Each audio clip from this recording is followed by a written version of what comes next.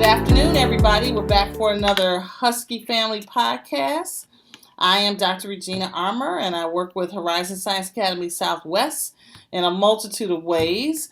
And today we have a spotlight on one of our very special faculty members, Miss Paula Bonilla.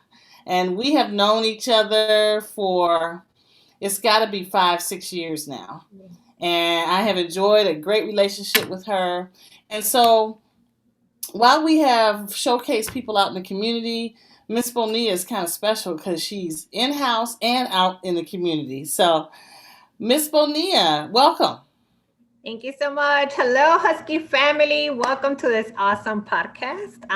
So I am, as Miss Regina, thank you so much for introducing me and inviting me to this podcast. So I'm Miss Bonilla. As many of you know me already, I've been at the school since our school opened. And I'm excited to join you all during this evening. And then we'll just get to know and what's awesome about our school and what we have to offer for all of our Husky families. Yes. So we want you to like the podcast on YouTube, and we're going to probably run it on Facebook Live as well. Miss Bonilla, your email address, in case people want to follow up with you, is? Yes, guys. So my last name, Bonilla, Bonilla, at hsasw.chicago.org. All right. Thank you. So look, let's just get started, because one of the goals of this is for our Husky family to get to know our family members just a little bit more. So why don't you give us the story, and it's a great story, you guys, about how you came to HSA Southwest and how we became so lucky to have you as one of our faculty members. So sweet. So yes, of course. As many of you guys know, this is my story from my background. I've been living in Chicago since I was 6 years old, right? And I have 4 children, four awesome children. And one of them graduated from HSA Southwest already, and I still have 3 students here that come. So the way when this school was here, well, not even a school yet, it was an empty parking lot. There was, the trailer out there. That's how I came and registered my children. I had no idea what I was getting into. Are we going to have a school in the fall or not? Am I making the right choice? And remember the mattress store that was in front of the Yes, school? You couldn't even see the building because it was this used mattress store that took forever to be torn down. Yes, it did. They wanted to stay here with us in our community. So right Right. in front, as you guys are coming into our building, there was a huge mattress store. But now it's our awesome parking lot, and we get to drive by to come inside the school. But yeah, so our school it's awesome. You guys already know that our school has a lot of options for our students. So that was my difficult decision making as a parent, right? Is this the best education setting for my children? And I could not regret making that decision to come to Horizon Southwest. So Miss Bonilla is being modest, but she was a parent, and you had 2 kids at the time, right? Yes, when the school first opened, I had a Right. little, started 5th grade here with Miss Monty. She's awesome. You guys Yeah. know Miss Monty. And my daughter, Jaideli, started 2nd grade. And actually, her teacher was Miss Orenciak, you guys. Before she was our Oh. at AP for K-5, she was my daughter's 2nd grade teacher. Mhm. So Miss Bonilla came in, and she was a very quiet, humble parent, and she just was looking for a quality education, which is what we try to offer, parents and families in neighborhoods that have been historically ignored by the city. So she came in, and I don't know how we started talking, but we started talking, and as the community relations person, I said, "Hey, would you mind being a member of our first ever parent teaching organization?" And then what happened? So that's exactly what happened, right? When Miss Armour met me, I was not even a teacher yet. I was just a parent. I wanted a great education for my children. So I started volunteering here at Horizon as a parent. Of course, being Hispanic background, I would stay quiet and listen in the meetings.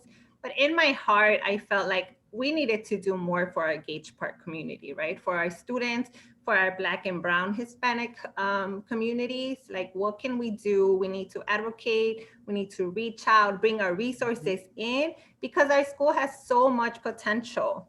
And so here I go, jumping in. We needed a PTO. I'm like, sign me up, not knowing what I was getting myself into. We started promoting parent advocacy, informing our parents of how important it is, even to sign up as simple as having a library card, right? Or having an email. So many years ago, what was an email? And now look at us. Everything revolves around our emails. And so that was me, when I started volunteering here at the PTO. I did that for like 3 years. I finally graduated. Oh, wait a minute. You actually used to translate at our events, remember? We had community breakfast. We would invite the older people and the community partners and all the people that helped us build the school and get past all the city red tape and some of the um, community resource fair and then the community health resource fair. So you helped us out quite a bit. A little bit. So how important is that, right? To bring to our school, bring Yes. to our families, and then even our non-English speaking parents that their first language, in our case in our school, is Spanish, right? We're about 50-50, and we do have a big, large set of parents that only speak one language, which is Spanish. And so I am lucky enough, to be had grown up bilingual and then continuing that on, and how important it is also now for our students to advocate for them to continue being bilingual and not lose their native language. Could you talk to the parents? It's one thing for me to say it because I'm always recruiting parents to do something. But could you tell them how important it is, even if English is not your first language and you don't feel confident about it or you'd rather not? Just, could you tell them how important it is that we have parents around our babies to help us with this work of educating them? Yes, also informing our parents, don't be shy, come and ask questions. And, in the main office, we have like our translated list, because there's a lot of staff members that speak more than one languages here, not just Yes, yes, Spanish. We have Turkish, and there's other teachers that speak Mandarin. And so it is important for our parents not to feel that our doors are closed for them only because they don't speak Spanish. It is important for our parents to know that, hey, we're here for you. You need something translated. And then, like, big yes, shout out to our teachers, especially right now doing remote learning, right?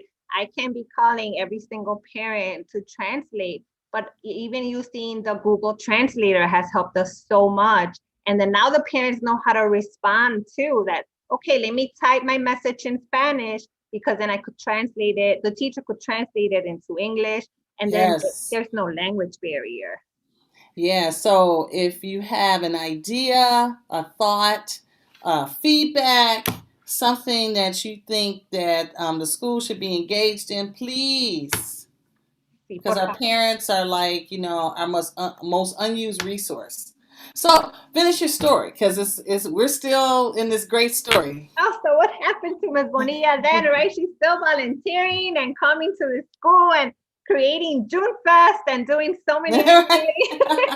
Like, because I was a parent, I wanted a school, and I could see the potential at Horizon that maybe my kids didn't have at their other school, where they came from, which was also a school in the south side of Chicago.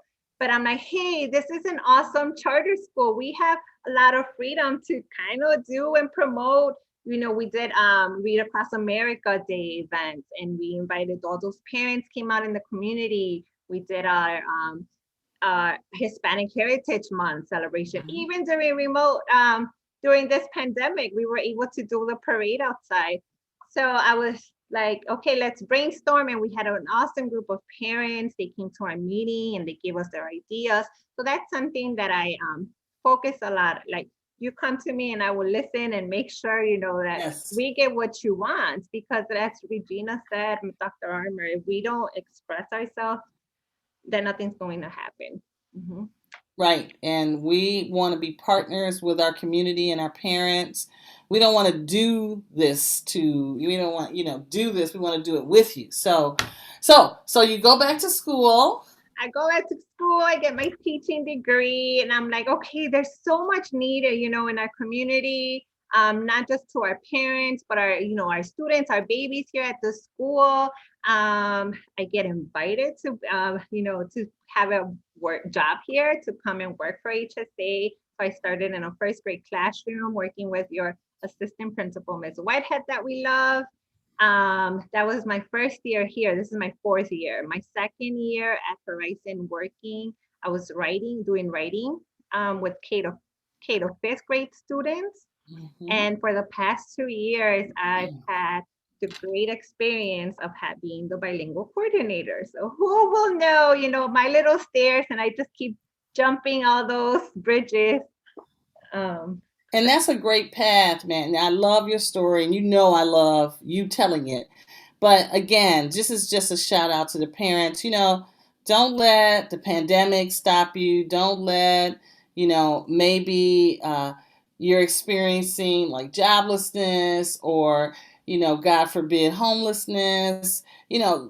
There's always tomorrow, and we're here to help, and we have so many connections with so many community-based organizations that we're looking at trying to start programs where young men and women can get go into apprenticeship programs for plumbing, electrical, sheet metal working, that kind of thing. People that want to finish their high school diploma, we're looking at that. If some of your kids have dropped out of school and need credit recovery, which is not a GED, it's credit recovery so that they can finish their high school academic career. We're looking into that. So we're constantly trying to figure out how to not serve our students better only, but to serve the parents better as well. And when we all come back together, we're going to hopefully have more events, more opportunities for you to come partner with us, and just more fun. We need to be with each other. so for sure, as Regina is saying, Husky family, I guess it's never too late in my case, right? It's never too late to finish school. I finished school and I was married already. I had my 4 kids. And Me so too. it's never too late. And as I always ask our parents, like, come out, let us know what are you looking for? How can we help you? What kind of Yes. workshops we can bring for you all? I'm always listening. You guys have my email.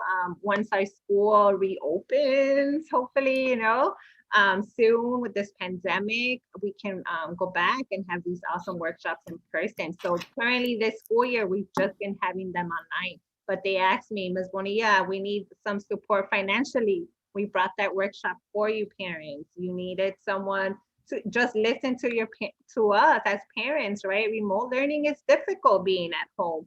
I'm teaching at home. My kids are in their classroom at home. So I have my own little school in my house. So speaking of that, so what are some of the challenges that you've been seeing this year, and how have you been able to kind of handle all of It has been difficult. that? Our Husky families, I hope, I hope it's getting better for you guys. I cannot say, oh, it's perfect, it's awesome, it's all great, because it's not. I feel for all of us, we had to rearrange our lifestyle, right? Yes. What is our morning routine? So at the Bonilla's household, you guys, it is a hot mess.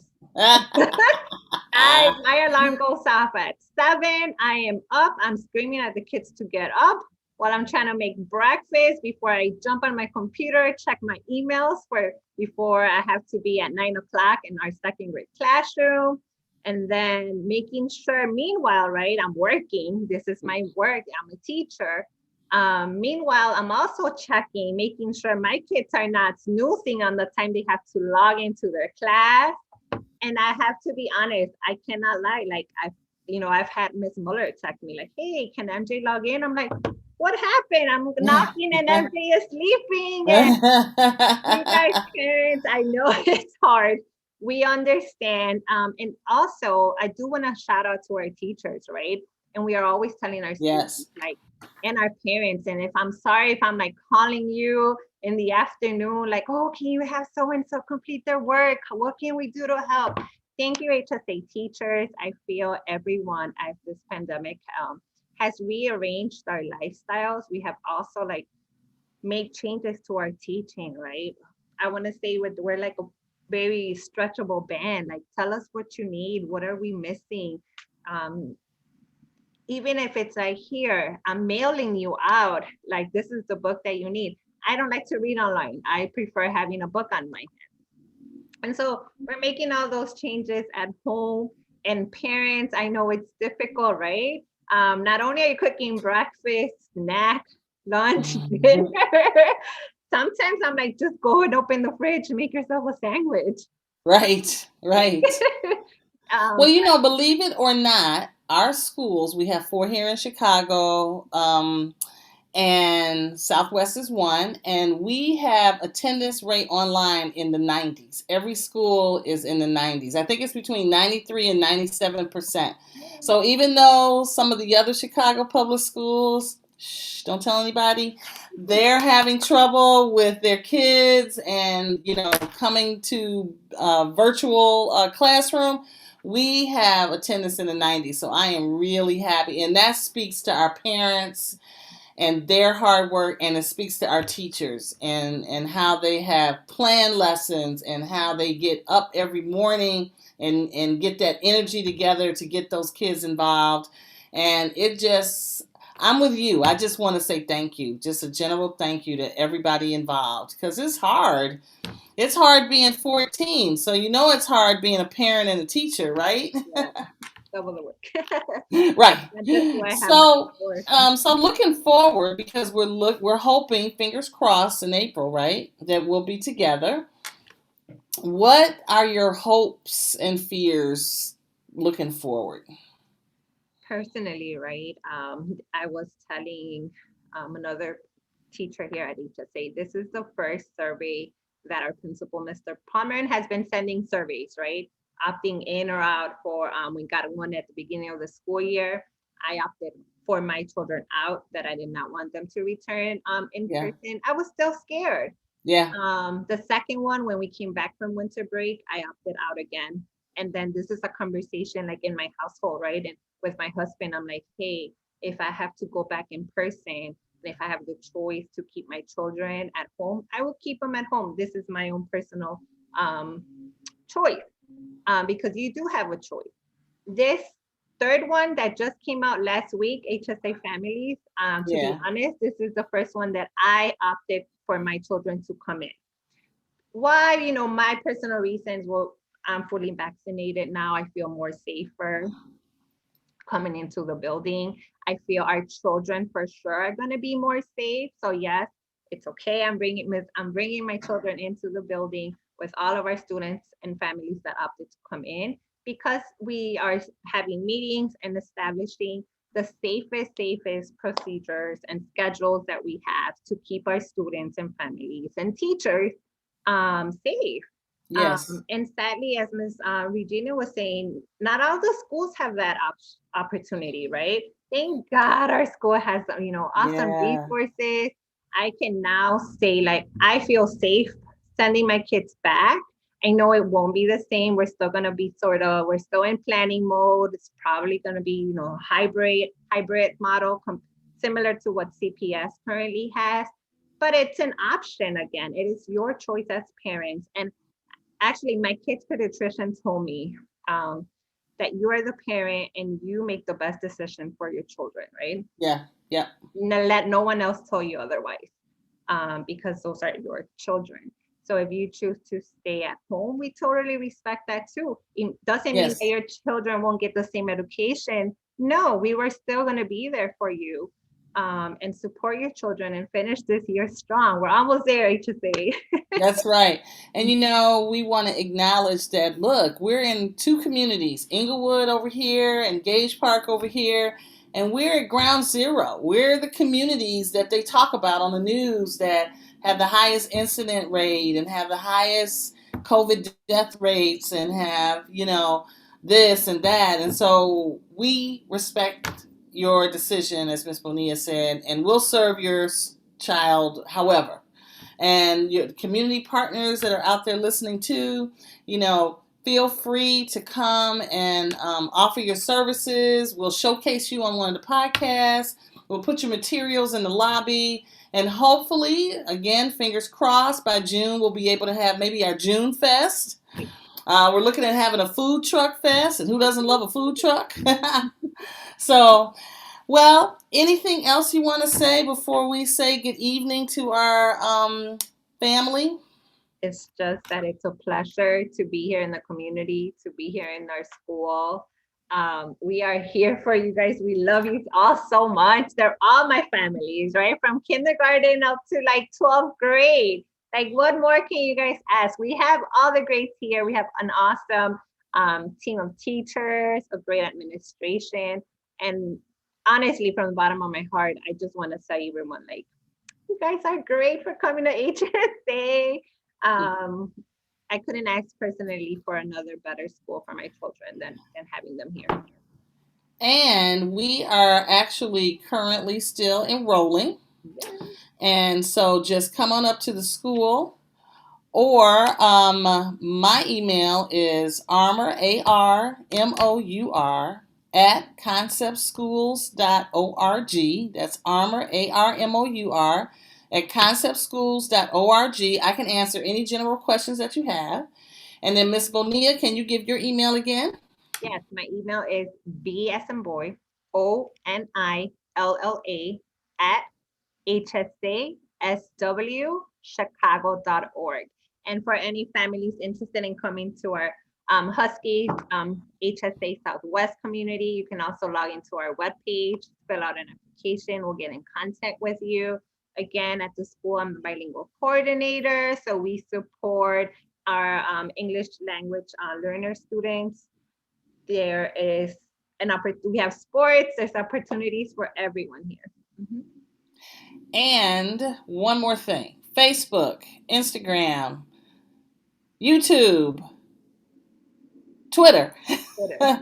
And the phone number to the school, 773-498-3355. That's 773-498-3355. Miss Bonilla, it's been a pleasure. You know I love you dearly. And we'll see you next time, Husky family. Yeah. Bye, Husky. Bye.